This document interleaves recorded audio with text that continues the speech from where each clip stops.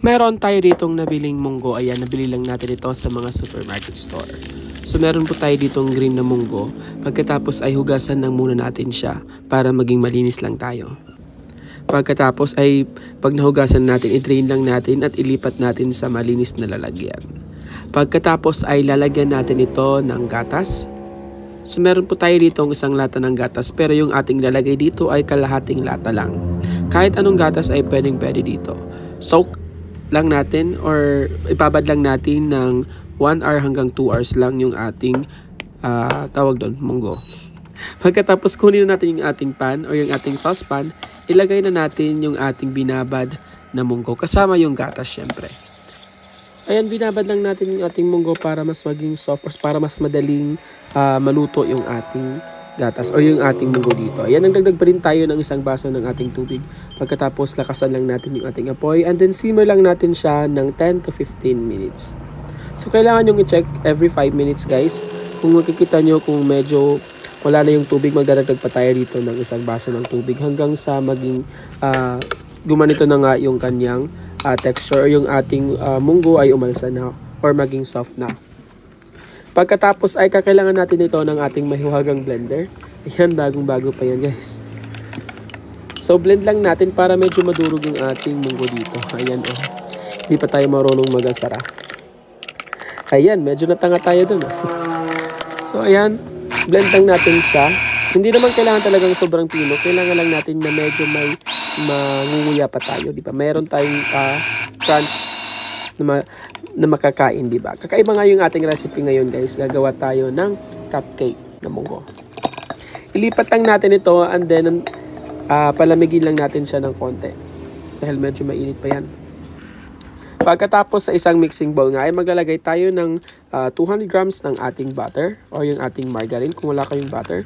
Kung wala naman kayong margarine, pwede naman ay vegetable oil, cooking oil na lang ilagay dito. Pagkatapos ay maglalagay lang tayo dito or yung ating butter ay cream lang muna natin siya.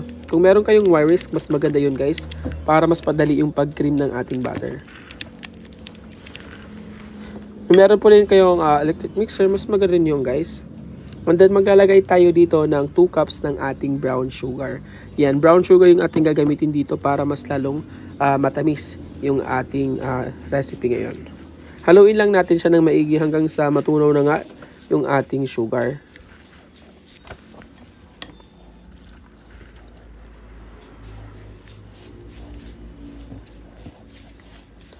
Ayan na nga guys, sabi ko nga kanina gagawa tayo ng napakasarap na recipe, yung ating munggo na cupcake.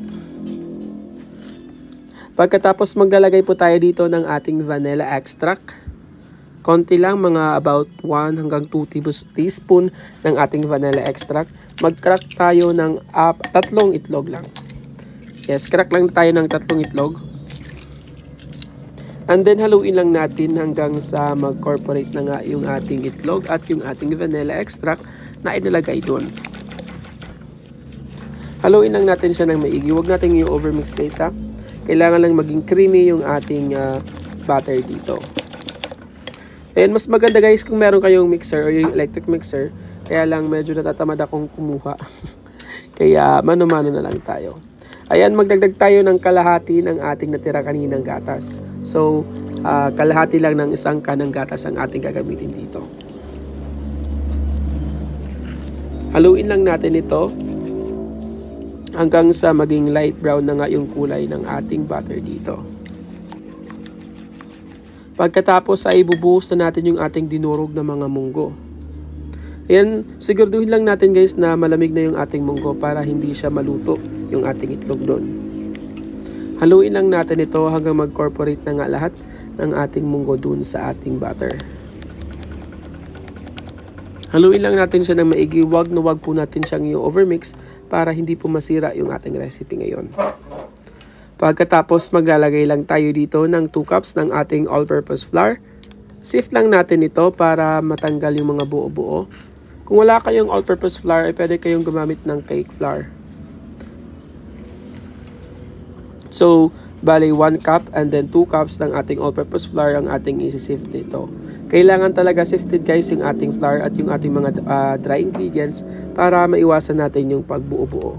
Maglalagay din tayo ng 1 teaspoon ng ating baking powder at 1 teaspoon ng ating baking soda. Sift lang natin, ayan yung sinasabi ko guys. Kailangan talagang siftin ito para maiwasan yung ganyang pagbuo-buo. Pagkatapos ay haluin lang natin siya ng maigi. Again guys, paalala ulit, huwag natin siyang i-overmix.